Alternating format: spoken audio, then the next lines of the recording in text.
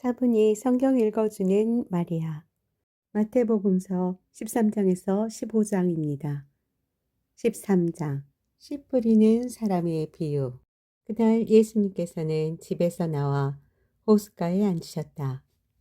그러자 많은 군중들이 모여들어 예수님께서는 배에 올라 앉으시고 군중은 물가에 그대로 서 있었다.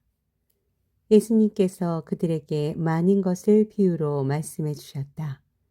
자, 씨 뿌리는 사람이 씨를 뿌리러 나갔다. 그가 씨를 뿌리는데 어떤 것들은 길에 떨어져 새들이 와서 먹어버렸다. 어떤 것들은 흙이 많지 않은 돌밭에 떨어졌다. 흙이 깊지 않아 싹은 곧 돋아났지만 해가 솟아오르자 타고 말았다. 뿌리가 없어서 말라버린 것이다. 또 어떤 것들은 가시덤불 속에 떨어졌는데 가시덤불이 자라면서 숨을 막아버렸다. 그러나 어떤 것들은 좋은 땅에 떨어져 열매를 맺었는데 어떤 것은 100배, 어떤 것은 60배, 어떤 것은 30배가 되었다. 귀 있는 사람은 들어라. 비유로 말씀하신 이유. 제자들이 예수님께 다가와 왜 저 사람들에게 비유로 말씀하십니까? 하고 물었다. 예수님께서 그들에게 대답하셨다. 너희에게는 하늘나라의 신비를 아는 것이 허락되었지만 저 사람들에게는 허락되지 않았다. 사실 가진 자는 더 받아 넉넉해지고 가진 것이 없는 자는 가진 것마저 빼앗길 것이다. 내가 저 사람들에게 비유로 말하는 이유는 저들이 보아도 보지 못하고 들어도 듣지 못하고 깨닫지 못하기 때문이다. 이렇게 하여 이사야의 예언이 저 사람들에게 이루어지는 것이다. 너희는 듣고 또 들어도 깨닫지 못하고 보고 또 보아도 알아듣지 못하리라. 저 백성이 마음은 못 읽고 귀로는 제대로 듣지 못하며 눈을 감았기 때문이다. 이는 그들이 눈으로 보고 귀로 듣고 마음으로 깨닫고서는 돌아와 내가 그들을 고쳐주는 일이 없게 하려는 것이다. 그러나 너희의 눈은 볼 수 있으니 행복하고 너희의 귀는 들을 수 있으니 행복하다. 내가 진실로 너희에게 말한다. 많은 예언자와 의인이 너희가 보는 것을 보고자 갈망하였지만 보지 못하였고 너희가 듣는 것을 듣고자 갈망하였지만 듣지 못하였다. 씨 뿌리는 사람의 비유를 설명하시다. 그러니 너희는 씨 뿌리는 사람의 비유를 새겨들어라. 누구든지 하늘나라의 가난 말을 듣고 깨닫지 못하면 악한 자가 와서 그 마음에 뿌려진 것을 빼앗아간다. 길에 뿌려진 씨는 바로 그러한 사람이다. 돌밭에 뿌려진 씨는 이러한 사람이다. 그는 말씀을 들으면 곧 기쁘게 받는다. 그러나 그 사람 안에 뿌리가 없어서 오래가지 못한다. 그래서 말씀 때문에 환난이나 박해가 일어나면 그는 곧 걸려 넘어지고 만다. 가시 덤불 속에 뿌려진 씨는 이러한 사람이다. 그는 말씀을 듣기는 하지만 세상 걱정과 재물의 유혹이 그 말씀에 숨을 막아버려 열매를 맺지 못한다. 좋은 땅에 뿌려진 씨는 이러한 사람이다. 그는 말씀을 듣고 깨닫는다. 그런 사람은 열매를 맺는데 어떤 사람은 100배, 어떤 사람은 60배, 어떤 사람은 30배를 낸다. 가라지의 비유. 예수님께서는 또 다른 비유를 들어 그들에게 말씀하셨다. 하늘나라는 자기 밭에 좋은 씨를 뿌리는 사람의 비길 수 있다. 사람들이 자는 동안에 그의 원수가 와서 밀 가운데 가라지를 덧뿌리고 갔다. 줄기가 나서 열매를 맺을 때에 가라지들도 드러났다. 그래서 종들이 집주인에게 가서 주인님, 밭에 좋은 씨를 뿌리지 않았습니까? 그런데 가라지는 어디서 생겼습니까? 하고 묻자 원수가 그렇게 하였구나 하고 집주인이 말하였다. 종들이 그러면 저희가 가서 그것을 거두어낼까요? 하고 묻자 그는 이렇게 일렀다. 아니다. 너희가 가라지들을 거두어내다가 밀까지 함께 뽑을지도 모른다. 수확 때까지 둘 다 함께 자라도록 내버려 두어라. 수확 때에 내가 일꾼들에게 먼저 가라지를 거두어서 단으로 묶어 태워버리고 밀은 내 곳간으로 모아들이라고 하겠다. 겨자씨 비유. 예수님께서 또 다른 비유를 들어 그들에게 말씀하셨다. 하늘나라는 겨자씨와 같다. 어떤 사람이 그것을 가져다가 자기 밭에 뿌렸다. 겨자씨는 어떤 씨앗보다도 작지만 자라면 어떤 풀보다도 커져 나무가 되고 하늘의 새들이 와서 그 가지에 깃들인다. 누룩의 비유. 예수님께서 또 다른 비유를 그들에게 말씀하셨다. 하늘나라는 누룩과 같다. 어떤 여자가 그것을 가져다가 밀가루 서말 속에 집어넣었더니 마침내 온통 부풀어 올랐다. 비유를 들어 가르치시다. 예수님께서는 군중에게 이 모든 것을 비유로 말씀하시고 비유를 들지 않고는 그들에게 아무것도 말씀하지 않으셨다. 예언자를 통하여 나는 입을 열어 비유로 말하리라. 세상 창조 때부터 숨겨진 것을 드러내리라. 하신 말씀이 이루어지려고 그리 된 것이다. 가라지의 비유를 설명하시다. 그 뒤에 예수님께서 군중을 떠나 집으로 가셨다. 그러자 제자들이 그분께 다가와 밭의 가라지 비유를 저희에게 설명해 주십시오 하고 청하였다. 예수님께서 이렇게 이르셨다. 좋은 씨를 뿌리는 이는 사람의 아들이고 밭은 세상이다. 그리고 좋은 씨는 하늘나라의 자녀들이고 가라지들은 악한 자의 자녀들이며 가라지를 뿌린 원수는 악마다. 그리고 수확 때는 세상 종말이고 일꾼들은 천사들이다. 그러므로 가라지를 거두어 불에 태우듯이 세상 종말에도 그렇게 될 것이다. 사람의 아들이 자기 천사들을 보낼 터인데 그들은 그의 나라에서 남을 죄짓게 하는 모든 자들과 불의를 저지르는 자들을 거두어 불구덩이에 던져버릴 것이다. 그러면 그들은 거기에서 울며 이를 갈 것이다. 그때의 의인들은 아버지 나라에서 해처럼 빛날 것이다. 귀 있는 사람은 들어라. 보물의 비유와 진주 상인의 비유. 하늘나라는 밭에 숨겨진 보물과 같다. 그 보물을 발견한 사람은 그것을 다시 숨겨두고서는 기뻐하며 돌아가서 가진 것을 다 팔아 그 밭을 산다.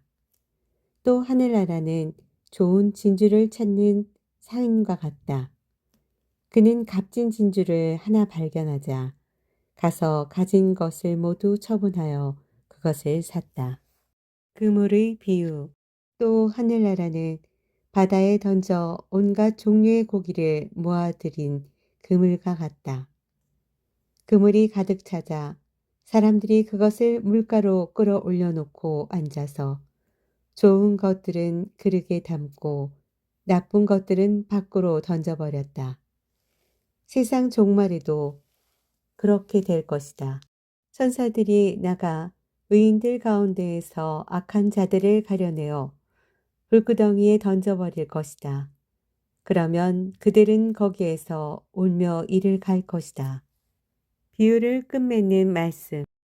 너희는 이것들을 다 깨달았느냐? 제자들이 이해하고 대답하자 예수님께서 그들에게 이르셨다. 그러므로 하늘나라의 제자가 된 모든 율법학자는 자기의 곳간에서 새 것도 꺼내고 옛 것도 꺼내는 집주인과 같다. 예수님께서는 이 비유들을 다 말씀하시고 나서 그곳을 떠나셨다. 나자렛에서 무시를 당하시다. 예수님께서 고향에 가시어 회당에서 사람들을 가르치셨다. 그러자 그들은 놀라서 이렇게 말하였다. 저 사람이 어디서 저런 지혜와 기적의 힘을 얻었을까? 저 사람은 목수의 아들이 아닌가? 그의 어머니는 마리아라고 하지 않나? 그리고 그의 형제들은 야고보, 요셉, 시몬, 유다가 아닌가? 그의 너희들도 모두 우리와 함께 살고 있지 않은가? 그런데 저 사람이 어디서 저 모든 것을 얻었지? 그러면서 그들은 그분을 못마땅하게 여겼다. 그러자 예수님께서 그들에게 이르셨다. 예언자는 어디에서나 존경받지만 고향과 집안에서만은 존경받지 못한다. 그리고 그들이 믿지 않으므로 그곳에서는 기적을 많이 일으키지 않으셨다. 14장 헤로데가 예수님의 소문을 듣다. 그때 헤로데 영주가 예수님의 소문을 듣고 시종들에게 그 사람은 세례자 요한이다. 그가 죽은 이들 가운데에서 되살아난 것이다. 그러니 그에게서 그런 기적의 힘이 일어나지 하고 말하였다. 세례자 요한의 죽음. 헤로데는 자기 동생 필리포스의 아내 헤로디아의 일로 요한을 붙잡아 묶어 감옥에 가둔 일이 있었다. 요한이 헤로데에게 그 여자를 차지하는 것은 옳지 않습니다. 하고 여러 차례 말하였기 때문이다. 헤로데는 요한을 죽이려고 하였으나 군중이 두려웠다. 그들이 요한을 예언자로 여기고 있었기 때문이다. 그런데 마침내 헤로데가 생일을 맞이하자 헤로디아의 딸이 손님들 앞에서 춤을 추어 그를 즐겁게 해 주었다. 그래서 헤로데는 그 소녀에게 무엇이든 청하는 대로 주겠다고 맹세하며 약속하였다. 그러자 소녀는 자기 어머니가 부추기는 대로 세례자 요한의 머리를 쟁반에 담아 이리 가져다 주십시오 하고 말하였다. 임금은 괴로웠지만 맹세까지 하였고 또 손님들 앞이어서 그렇게 해주라고 명령하고 사람을 보내어 감옥에서 요한의 목을 베게 하였다. 그리고 그의 머리를 쟁반에 담아다가 소녀에게 주게 하자 소녀는 그것을 자기 어머니에게 가져갔다. 요한의 제자들은 가서 그의 죽음을 거두어 장사 지내고 예수님께 가서 알렸다.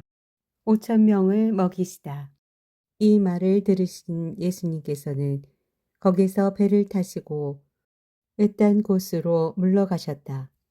그러나 여러 고을에서 그 소문을 듣고 군중이 육로로 그분을 따라 나섰다.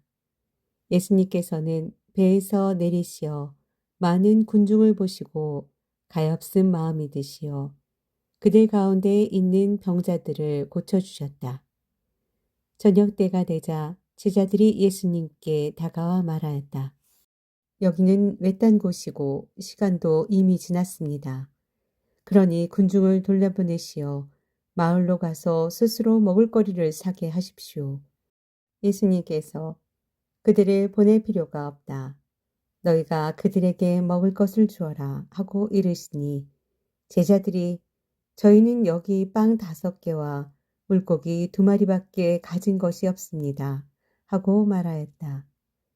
예수님께서는 그것들을 이리 가져오너라 하시고는 군중에게 풀밭에 자리를 잡으라고 지시하셨다. 그리고 빵 5개와 물고기 2마리를 손에 들고 하늘을 우러러 찬미를 들이신 다음 빵을 떼어 제자들에게 주시니 제자들이 그것을 군중에게 나누어 주었다. 사람들은 모두 배불리 먹었다. 그리고 남은 조각을 모으니 12강주리에 가득 찼다. 먹은 사람은 여자들과 아이들 외에 남자만도 5천 명가량이었다. 겟네사렛에서 병자들을 고치시다. 그들은 호수를 건너 겟네사렛 땅에 이르렀다. 그러자 그곳 사람들이 그분을 알아보고 그 주변 모든 지방으로 사람들을 보내어 병든 이들을 모두 그분께 데려왔다. 그리고 그 옷자락 술에 그들이 손이라도 대게 해 주십사고 청하였다. 과연 그것에 손을 댄 사람마다 구원을 받았다. 조상들의 전통에 관한 논쟁. 그때 예루살렘에서 온 바리사이들과 율법학자들이 예수님께 다가와 말하였다. 어째서 선생님의 제자들은 조상들의 전통을 어깁니까? 그들은 음식을 먹을 때 손을 씻지 않습니다. 예수님께서 그들에게 대답하셨다. 너희는 또 어째서 너희의 전통 때문에 하느님의 계명을 어기느냐? 하느님께서는 아버지와 어머니를 공경하여라. 그리고 아버지나 어머니를 욕하는 자는 사형을 받아야 한다고 이르셨다. 그런데 너희는 누가 아버지나 어머니에게 제가 드릴 공양은 하느님께 바치는 예물이 되었습니다. 하고 말하면 아버지를 공경하지 않아도 된다고 한다. 너희는 이렇게 너희의 전통으로 하느님의 말씀을 폐기하는 것이다. 이선자들아, 이사야가 너희를 두고 옳게 예언하였다. 그는 이렇게 말하였다. 이 백성이 입술로는 나를 공경하지만 그 마음은 내게서 멀리 떠나 있다. 그들은 사람의 규정을 교리로 가르치며 나를 헛되이 섬긴다. 그리고 나서 예수님께서는 군중을 가까이 불러 그들에게 말씀하셨다. 너희는 듣고 깨달아라. 입으로 들어가는 것이 사람을 더럽히지 않는다. 오히려 입에서 나오는 것이 사람을 더럽힌다. 그때의 제자들이 예수님께 다가와 물었다. 바리사이들이 그 말씀을 듣고 못마땅하게 여기는 것을 아십니까? 그러자 예수님께서 대답하셨다. 하늘에 내 아버지께서 심지 않으신 초목은 모두 뽑힐 것이다. 그들을 내버려 두어라. 그들은 눈먼 이들의 눈먼 인도자다. 눈먼이가 눈먼이를 인도하면 둘 다 구덩이에 빠질 것이다. 베드로가 예수님께 그 비유를 저희에게 설명해 주십시오 하고 청하였다. 그러자 예수님께서 말씀하셨다. 너희는 아직도 깨닫지 못하느냐? 입으로 들어가는 것은 무엇이나 뱃속으로 갔다가 뒷간으로 나간다는 것을 이해하지 못하느냐? 그런데 입에서 나오는 것은 마음에서 나오는데 바로 그것이 사람을 더럽힌다. 마음에서 나쁜 생각들, 살인, 간음, 불륜, 도둑질, 거짓 증언, 중상이 나온다. 이러한 것들이 사람을 더럽힌다. 그러나 손을 씻지 않고 먹는 것은 사람을 더럽히지 않는다. 가나안 여자의 믿음. 예수님께서 그것을 떠나 티로와 시돈 지방으로 물러가셨다. 그런데 그 고장에서 어떤 가나안 부인이 나와 다윗의 자손이신 주님, 저에게 자비를 베풀어 주십시오. 제 딸이 호되게 마귀가 들렸습니다. 하고 소리 질렀다. 예수님께서는 한마디도 대답하지 않으셨다. 제자들이 다가와 말하였다. 저 여자를 돌려보내십시오. 우리 뒤에서 소리 지르고 있습니다. 그제야 예수님께서 나는 오직 이스라엘 집안의 길 잃은 양들에게 파견되었을 뿐이다. 하고 대답하셨다. 그러나 그 여자는 예수님께와 엎드려 절하며 주님, 저를 도와주십시오. 하고 청하였다. 예수님께서는 자녀들의 빵을 집어 강아지들에게 던져주는 것은 좋지 않다. 하고 말씀하셨다. 그러자 그 여자가 주님, 그렇습니다. 그러나 강아지들도 주인의 상에서 떨어지는 부스러기는 먹습니다. 하고 말하였다. 그때 예수님께서 그 여자에게 말씀하셨다. 아, 여인아, 내 믿음이 참으로 크구나. 내가 바라는 대로 될 것이다. 바로 그 시간에 그 여자의 딸이 나았다. 많은 병자를 고치시다. 예수님께서는 거기에서 갈릴리아 호숫가로 옮겨가셨다. 그리고 산에 오르시어 거기에 자리를 잡고 앉으셨다. 그러자 많은 군중이 다리 저는 이들과 눈먼 이들과 다른 불구자들과 말 못하는 이들 그리고 또 다른 많은 이들을 데리고 예수님께 다가왔다. 그들을 그분 발치에 데려다 놓자 예수님께서는 그들을 고쳐주셨다.